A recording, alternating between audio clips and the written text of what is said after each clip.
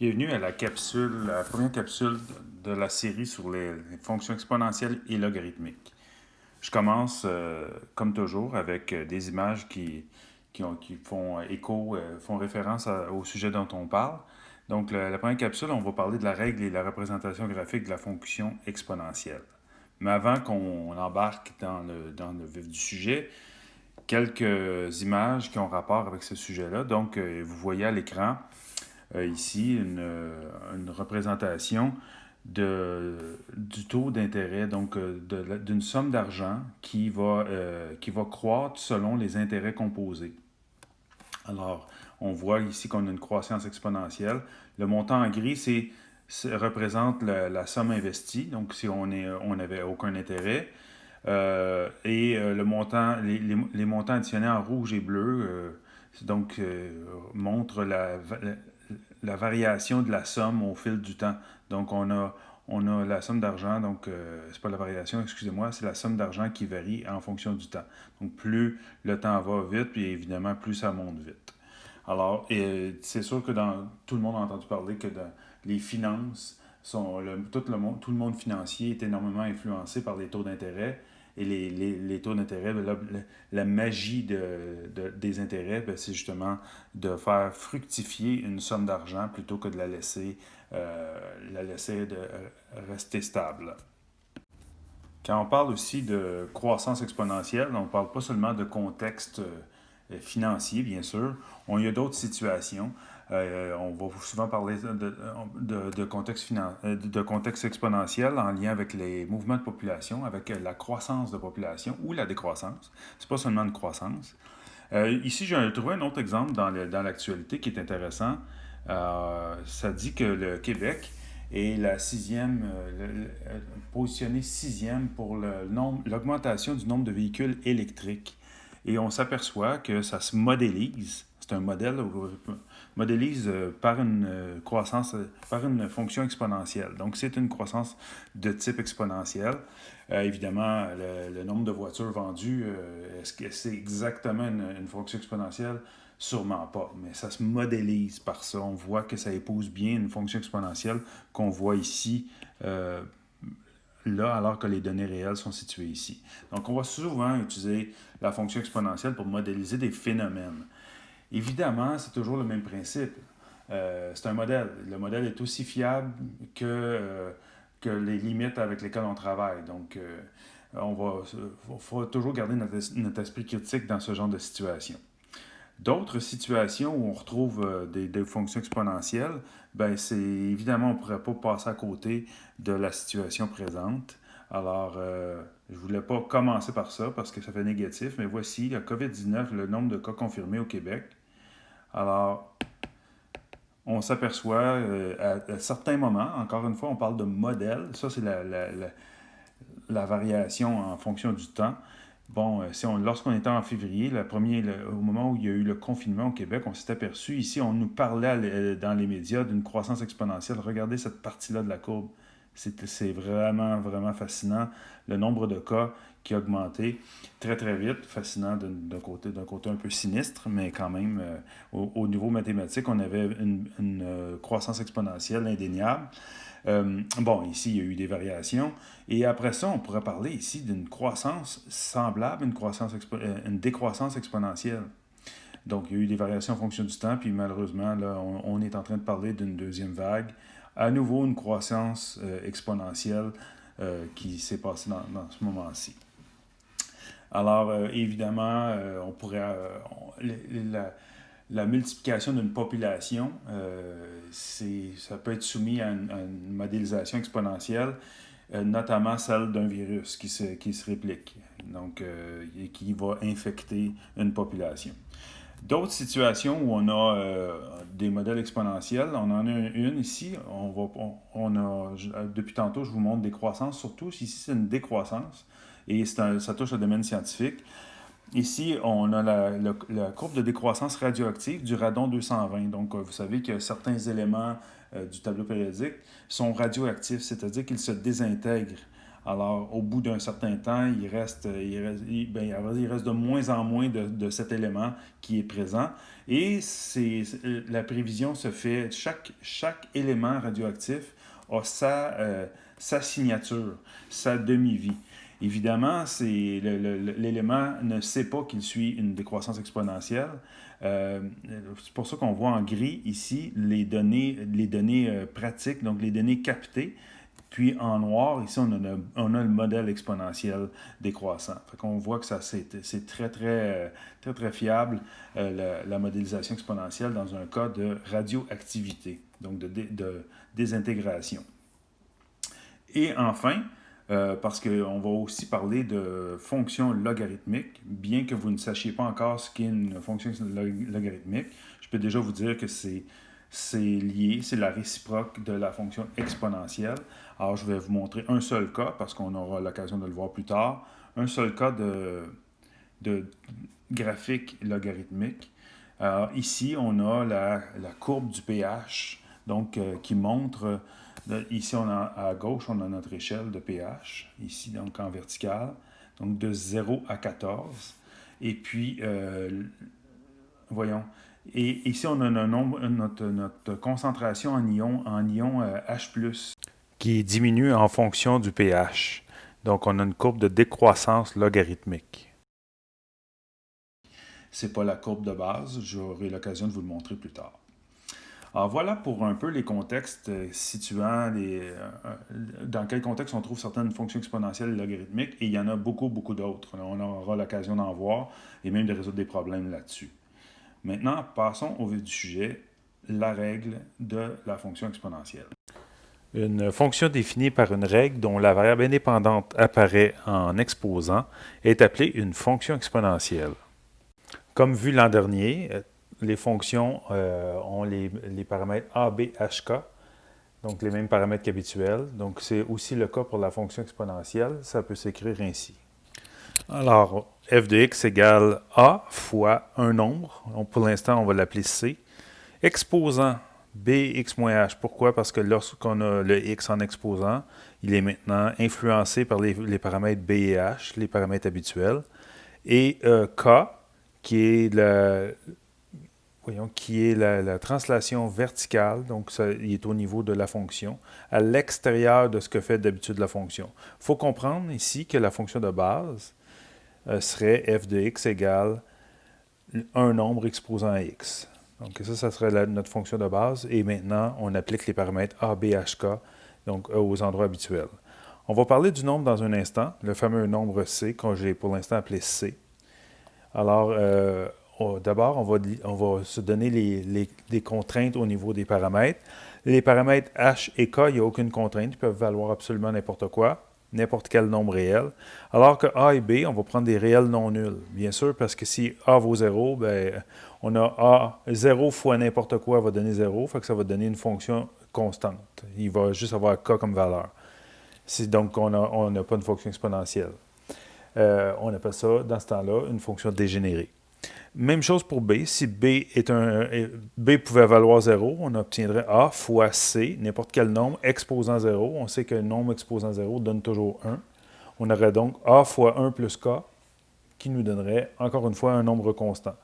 Donc, un autre cas dégénéré. C'est important, non nul. Puis, on a le c. Donc, le c, c'est ce qu'on appelle la base d'une expression exponentielle, et alors qu'ici, on a l'exposant. Le c, ben, c'est n'importe quel réel positif, parce que les négatifs, ça crée des variations, donc on n'a pas une fonction continue. Si on se permettait d'avoir une base négative. Et aussi non nul, parce que pour les mêmes raisons, hein, si 0 exposant n'importe quoi, ça donne toujours 0. C'est inintéressant. Et on va aussi éviter 1 pour les mêmes raisons, parce que 1 exposant n'importe quoi donne toujours 1. Fait que finalement, on n'a pas vraiment d'exponentiation, ça va nous donner une constante. Donc, on va se limiter à ces valeurs-là. Avant qu'on poursuive, un petit rappel des définitions relatives aux exposants. Alors, évidemment, si je vais écrire C exposant X, ou même on va prendre N. Donc, C exposant N égale à M. Bien sûr, quand on a ça, ben, le C, c'est le nombre qu'on appelle la base. Le N, c'est l'exposant. Et le M, c'est la puissance. Alors, mettons qu'on prend un exemple. Donc, on dit 3 exposant 4. Donc, 3 exposant 4, ça donne 3 fois 3 fois 3 fois 3. Là, j'ai pris un cas entier pour faciliter les choses. Ça donne 81. On dirait donc que 81 est la quatrième puissance. Donc, 81 est la puissance, quatrième puissance de 3. Voilà pour les rappels. Maintenant, on va voir comment les lois des exposants vont nous permettre de transformer la règle qu'on a ici, en haut, en une règle on va pouvoir soustraire des paramètres. Donc, là, c'est sûr que tel qu'il est écrit, on semble voir qu'il y a 5 paramètres. En effet, pour la fonction exponentielle, la base devient aussi un paramètre. Fait que dans ce cas-ci, on a 5 paramètres, on va pouvoir en soustraire 2, il va nous en rester 3. Justement, alors qu'on parle des propriétés des exposants, je fais un rapide rappel de ces propriétés. Alors, et ce qui va nous permettre, on va s'en servir abondamment ensuite de ça. Donc, si vous jugez nécessaire de vous les rappeler, prenez-les en note. OK? Ça a déjà été vu antérieurement. Alors, élément neutre, bien sûr, n'importe quel nombre exposant 0, sauf 0. On ne peut pas faire 0 exposant 0, c'est indéfini. Mais sinon, n'importe quel nombre non nul exposant 0 donne toujours 1.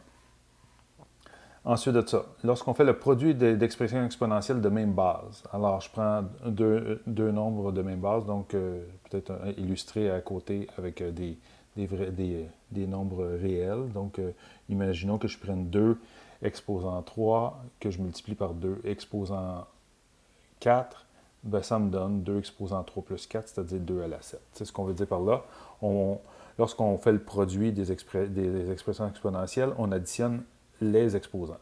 Le quotient d'expression exponentielle de même base, on soustrait les exposants. Pour les mêmes raisons, mettons que je prends 2 à la 3 sur 2 à la 4, je prends les mêmes, on va faire 2 à la 3 moins 4, ce qui va nous donner 2 à la moins 1. Lorsque l'exposant est négatif, on va utiliser cette propriété ici, la propriété 7, qui va nous permettre de saisir ce qui se passe. Alors, ça va donner 1 sur 2 à la 1 ou 1 demi. Alors, voilà pour l'exemple. Et puissance d'une puissance, on va l'utiliser très souvent aussi. Alors, lorsqu'on a une expression exponentielle qui est affectée encore d'un exposant, c'est le produit des exposants. Alors, exemple, 3 exposant 2, tout ça exposant 4, ça va nous donner 3 exposant 8. 2 fois 4, 8. Ensuite, exponentiation d'un produit. Alors, cette fois-ci, on a des bases différentes, mais affectées du même exposant.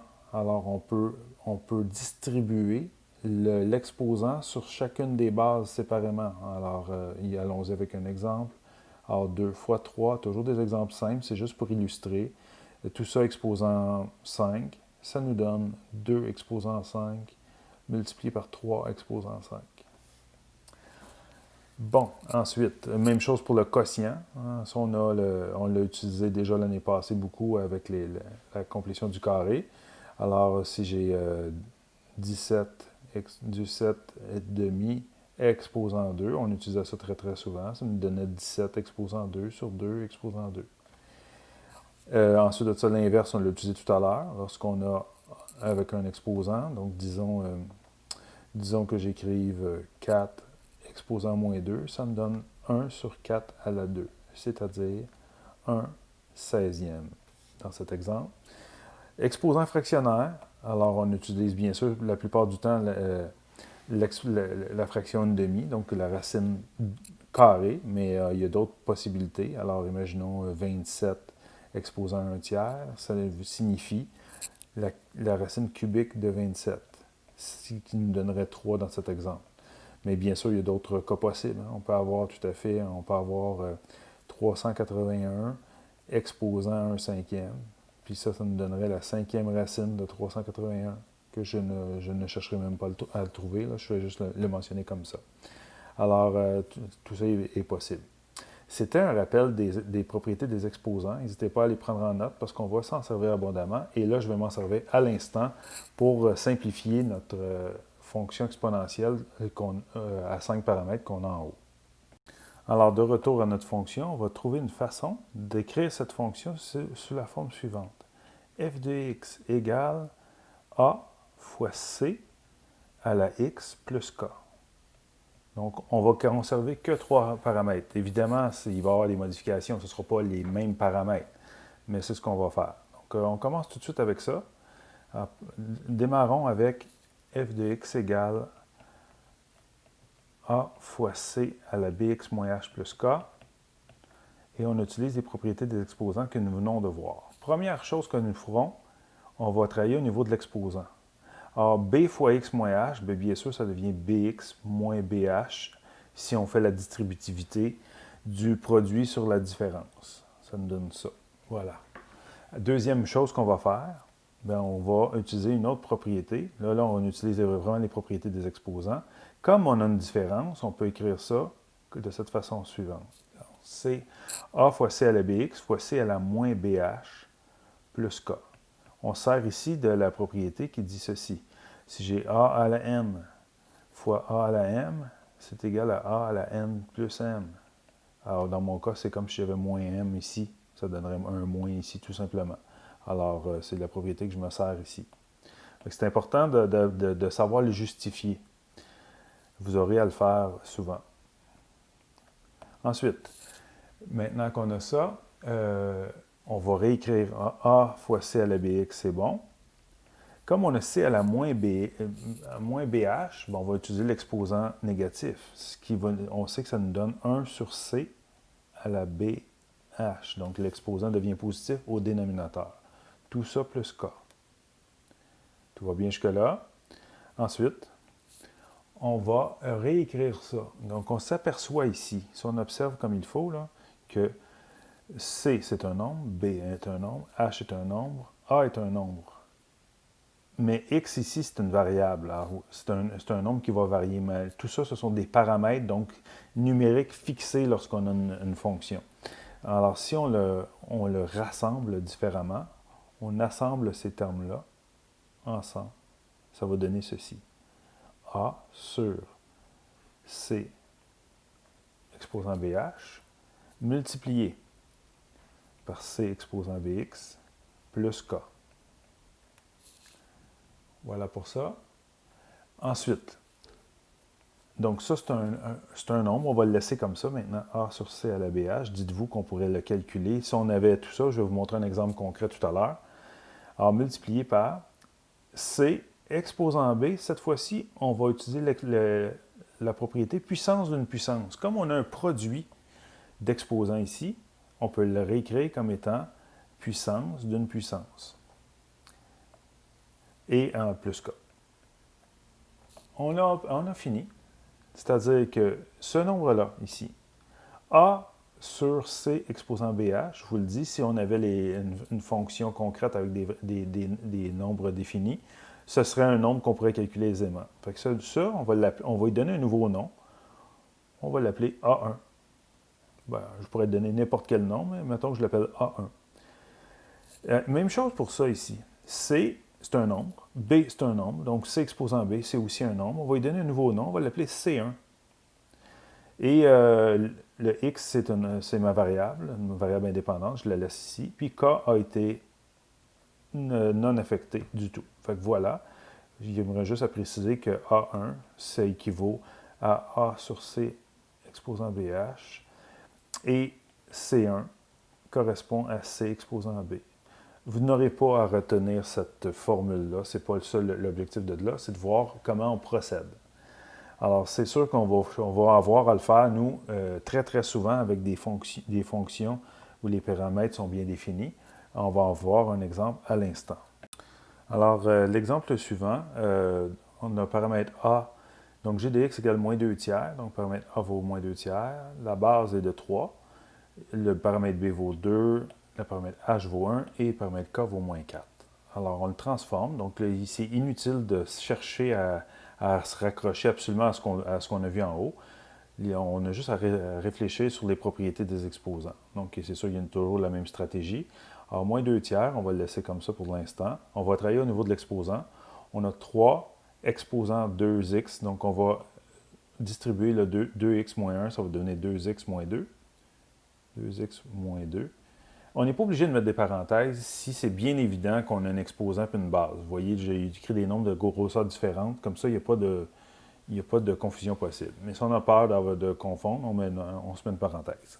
Alors, et voilà pour cette étape. Ensuite, moins 2 tiers fois 3 exposant 2x, on va le séparer, fois 3 exposant moins 2, moins 4, à l'aide de la propriété produit des expressions exponentielles. Ensuite, on a ici que 3 exposant moins 2, c'est un nombre. C'est 1 sur 3 à la 2, donc 1 neuvième. Donc, je pourrais écrire ça comme ça, moins 2 tiers. Et le 1 neuvième, je vais venir multiplier 9 en bas. Et je pourrais écrire 1 en haut, mais c'est inutile. Donc, juste comme ça convient. Ensuite, multiplier par 3, exposant 2x, et tout ça, moins 4. On progresse. Moins 2, 27e. Multiplié par 3 exposant 2 à la x, 2x, donc ça devient 3 au carré, tout ça à la x, à l'aide de la propriété puissance d'une puissance, tout ça moins 4. Et pour terminer, mon nouveau paramètre a est moins 2 27e, ma nouvelle base est 9, mon exposant c'est x, et mon paramètre k est resté inchangé à moins 4. Observons maintenant la représentation graphique de la fonction exponentielle.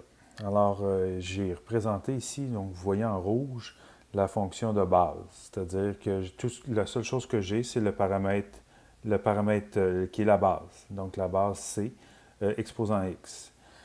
Ici, j'ai choisi une base de 2. Je vais vous faire varier la base pour qu'on voit bien de quoi il s'agit. Donc, si ma base devient plus grande, donc 2,5, 3, 3,5, ainsi de suite, ça croît de plus en plus vite. Okay? Voilà comment on fait. Maintenant, j'ai choisi des valeurs strictement, des valeurs strictement positives et plus grandes que 1, mais je pourrais avoir des valeurs plus petites que 1. Je vais aller justement mentionner ici qu'on peut changer les valeurs. Alors maintenant, je me suis pris des valeurs entre 0. 0, évidemment, ça ne fonctionne pas. Hein. Comme on voit, c'est dégénéré.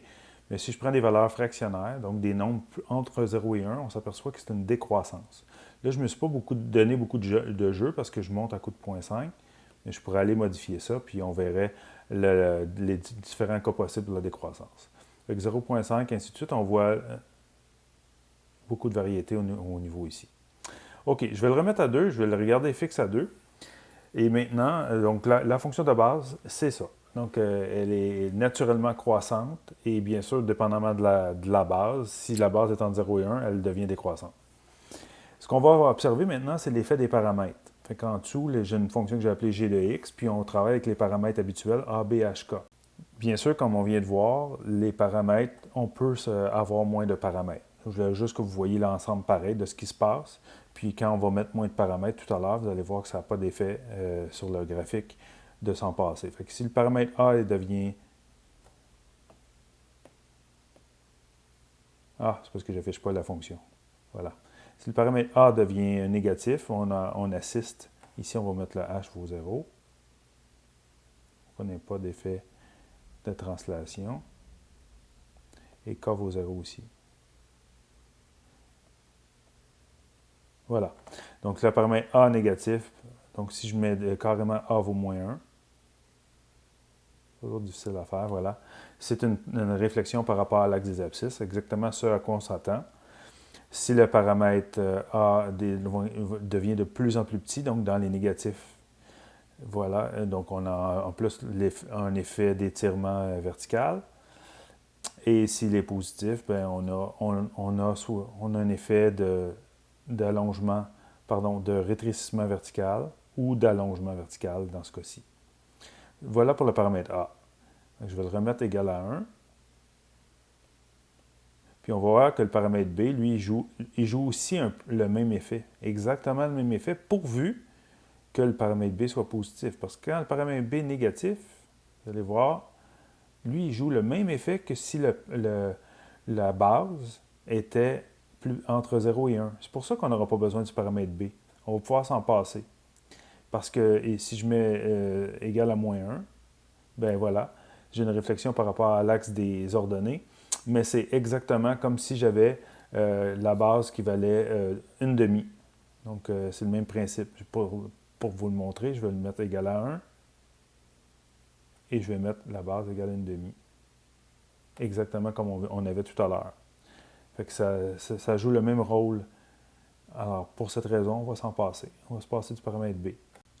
Alors, le paramètre H, c'est aussi un paramètre qu'on va pouvoir se passer parce qu'on voit que l'effet qu'il a, il a le même effet que le paramètre A, c'est-à-dire qu'il étire ou rétrécit la fonction. Alors, on n'aura pas besoin du paramètre H non plus, mais un autre qu'on va pouvoir supprimer.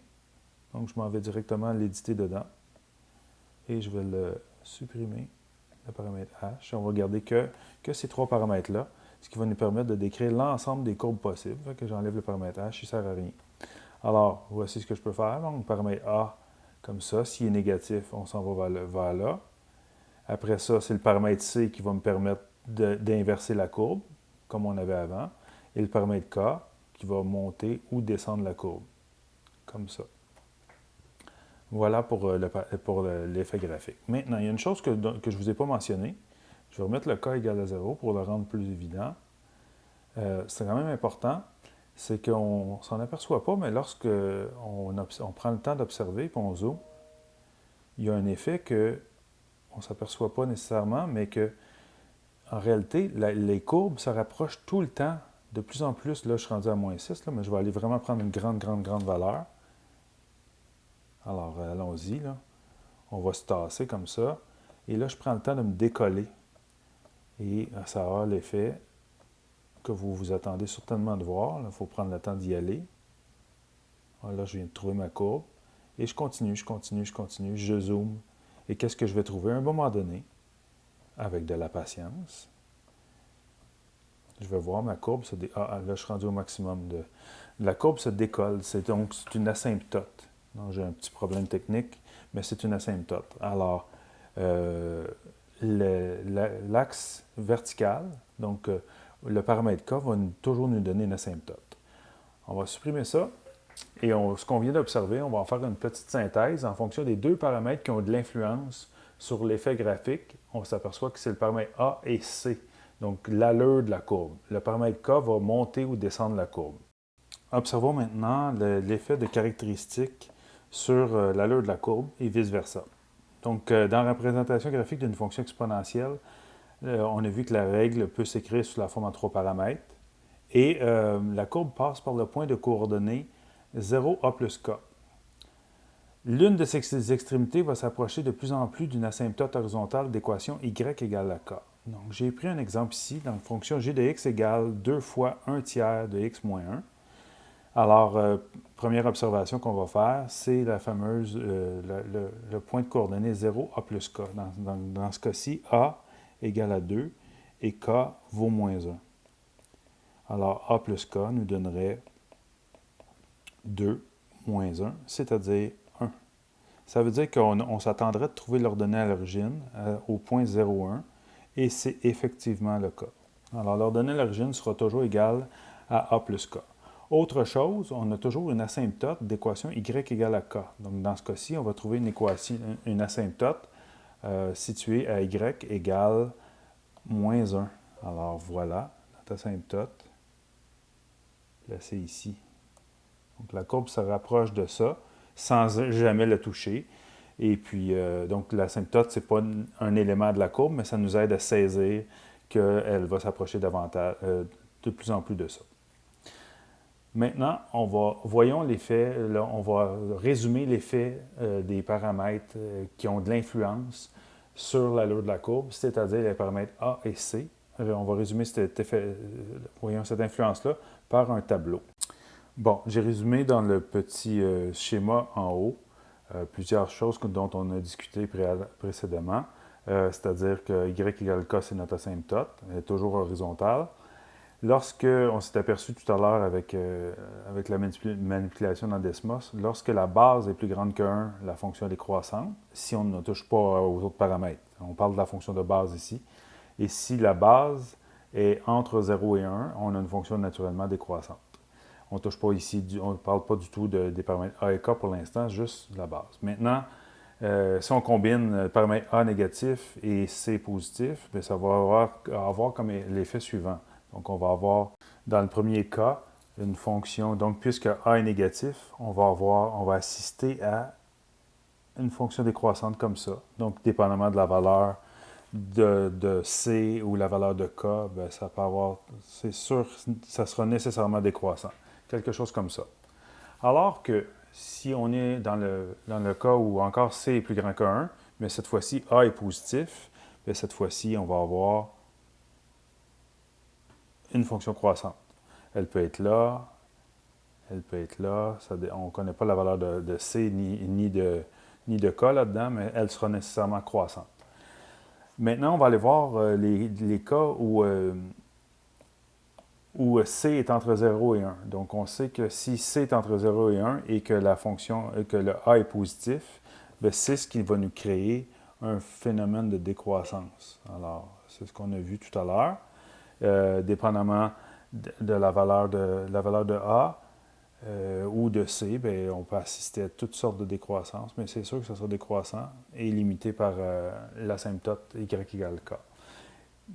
Quand A est négatif, on assiste à une décroissance, mais ensuite, du fait que A est négatif, à une réflexion selon l'axe des abscisses, ce qui va nous donner finalement qu'en bout de ligne, ça devra devenir croissant. Avec des exemples comme ça, par exemple. Donc, résumons. Ici, on a une fonction qui est décroissante ici. Elle est croissante dans ce cas-là. Elle est décroissante. Elle est croissante dans ce cas ici, oui. Puis elle est décroissante dans ce cas-là. Donc voilà pour les paramètres. Dans ce dernier bout de cette capsule, je vous parle d'un nombre bien spécial qu'on va retrouver en relation avec l'exponentiation, en particulier avec les logarithmes. Alors, c'est un nombre qui a été défini pour la première fois au 18e siècle par deux mathématiciens, Leonard Euler et John Napier. On appelle le nombre de Napier en lien avec Napier, donc John Napier. Mais les deux ont travaillé également sur les concepts qui mènent à ce nombre. Alors, on l'appelle la constante de Napier. C'est un nombre irrationnel qui est symbolisé par la lettre E. Alors, et dont la valeur est d'environ, donc c'est un nombre irrationnel, on sait déjà que son développement est non périodique et infini. Alors, il n'est pas possible de connaître, il s'est déjà prouvé, démontré plusieurs fois que c'est un nombre irrationnel. Impossible de découvrir un ordre dans son développement décimal.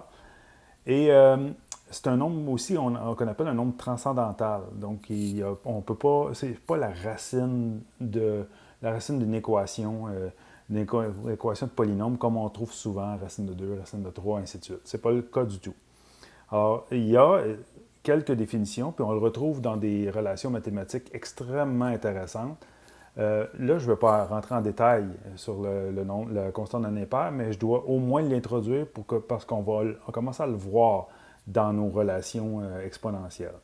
Je vous donne une de ces définitions. Alors, on dit que E est égal, donc le nombre de Napier, est égal à la limite. Je vous ai déjà parlé un petit peu de la limite dans le chapitre 1. La limite quand n tend vers l'infini de la série suivante. De la suite, pardon. 1 plus 1 sur n exposant n. Alors, cette limite-là, quand on dit la limite quand n tend vers l'infini, c'est qu'on va donner des valeurs de plus en plus grandes et on va aller regarder ce que ça donne. On parle ici d'une suite de nombres. Alors, suite de nombres, on va faire varier n, on va lui donner des valeurs de plus en plus grandes. Et puis, à la limite, si il était possible de faire des calculs avec l'infini, ça nous donnerait E. Bien, vous allez voir dans la suite de vos études qu'on va faire des calculs avec l'infini, comme si l'infini était un nombre. Alors, la suite de nombres 1 plus 1 sur n à la n, où n est un nombre naturel. Donc, on va aller juste explorer ça, ce que ça va nous donner. Alors, on prend le cas n égale à 1, on s'aperçoit que ça va donner 1 plus 1 sur 1. Donc, le dénominateur, c'est 1, exposant 1. Bon, ça donne 2. C'est pas très surprenant là. Ben, si je prends n égale à 2, ben, je fais la même chose. 1 plus 1 demi, exposant 2. Ça va nous donner 3 demi, exposant 2, c'est-à-dire 9 quarts, c'est-à-dire 2 et quart, 2,25. Ainsi de suite. Je peux faire varier encore, juste pour montrer un peu comment le calcul se fait. N égale à 3, 1 plus 1 tiers au cube. Donc, ça nous donne 1 plus 1 tiers, ça va donner 4 tiers au cube. Les propriétés des exposants nous disent que ça va nous donner 4 au cube, 64. 3 au cube, 27. Et si on divise 64 par 27 en décimale, on va approximer ça, environ 2,37. Et on poursuit comme ça. Bon, on ne va pas y aller un à la fois. On va faire un petit bond. On va aller jusqu'à n égale à 1000. Oui, c'est un petit bond parce que c'est un très petit nombre n égale à 1000. Dans le cadre de ce chapitre, vous allez voir qu'on va avoir l'occasion de travailler avec des nombres. Là, on pourra commencer à dire que c'est de grands nombres. Mais 1000, c'est ridiculement petit. Ben déjà, 1 plus 1 millième sur exposant à 1000, ben, si on fait ça à la calculatrice, ça va nous donner le nombre suivant, 2,7169. C'est déjà pas pire, hein? On s'approche. On disait tout à l'heure 2,7183, etc. Mais on est rendu à 2,7169. Comme pi, la seule façon exacte d'écrire E, c'est comme ça. Alors, si vous faites des calculs et vous tombez sur 2,718, ainsi de suite, dites-vous que probablement la véritable base de l'expression exponentielle que vous êtes en train de travailler, c'est E. Soyez pas surpris et vous allez le voir apparaître dans mes prochaines capsules. Et c'est ce qui conclut cette première capsule sur les fonctions exponentielles, un petit peu longue, mais j'espère que ça en vaut la peine.